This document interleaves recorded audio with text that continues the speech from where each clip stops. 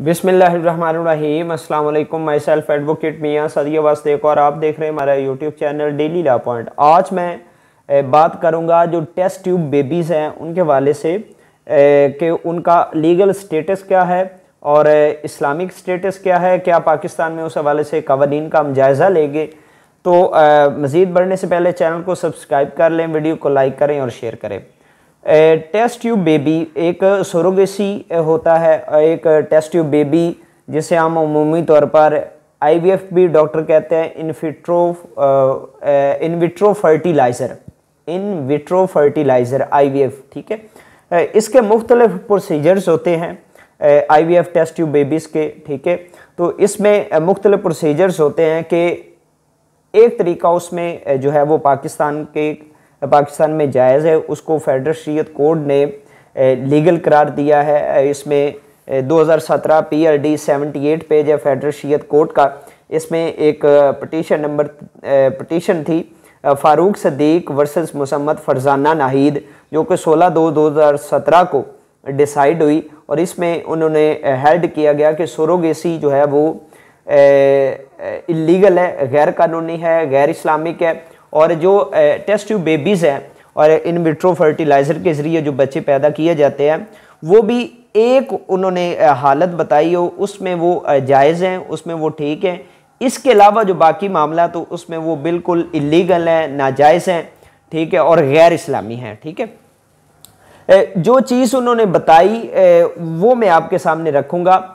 वो कहते हैं कि जो in vitro fertilizer test tube में वो उसकी ये कैटेगरी है कि जो स्पर्म होता है वो फादर से लिया जाता है और जो एग होता है वो मदर से लिया जाता है और फिर इसको फर्टिलाइज करने के लिए टेस्ट ट्यूब में रखा जाता है मेडिकल के ज़रिए, ठीक है, मेडिकल प्रोसेस के ज़रिए। और उसके बाद जो एम्ब्रियो उससे बनता है वो फिर उसकी एक्चुअल जो मदर होती है, जो एक्चुअल यानी कि उसकी वाइफ होगी, उसकी वॉम में रखा जाता है, उसके रहम में रखा जाता है। फिर आगे उसका जो है ना वो ट्रीटमेंट और वो सारा वो एक प्रोसेस स्टार्ट हो जाता है।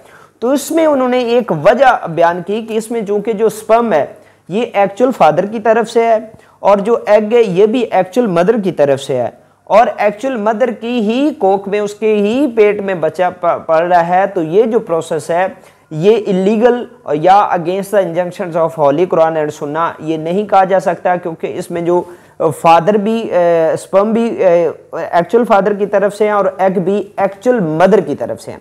लेकिन इसके अगर बरक्स अगर जो फादर है, जो हस्बैंड है, वो ही is not fit by medical को अगर वो स्पर्म जनरेट नहीं कर सकता, प्रोड्यूस नहीं कर सकता, तो फिर एक तरीका कह रहा है ऐसा होता है कि स्पर्म जो है वो किसी डोनर से लिया जाता है।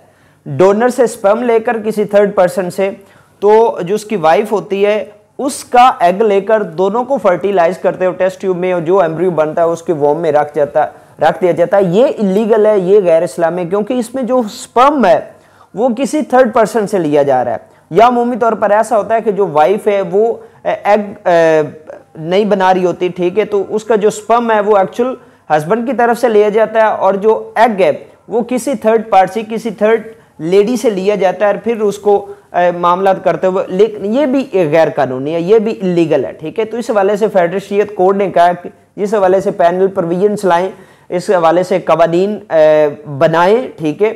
तो ये मेरे नज़दीक भी जो है ना वो बिल्कुल नाजायज़ है, गैर इस्लामी है, अन इस्लामिक है, इलीगल है।